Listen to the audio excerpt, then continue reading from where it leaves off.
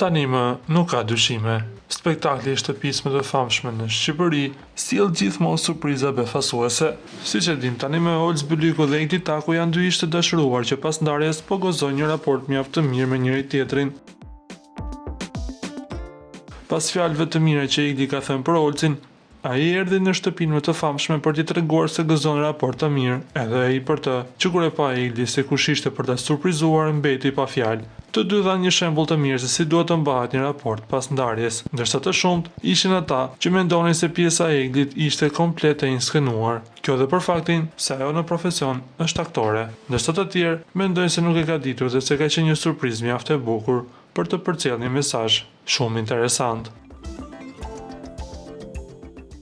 Jam shumë krenare për Eglin dhe ndihem mirë se edhe pas ndarjes ne kemi mendime të mira për njëri tjetrin dhe atributet që Egli mi ka dhënë e ndjeja veten si obligim t'ja shpërblej me ardhjen time këtu.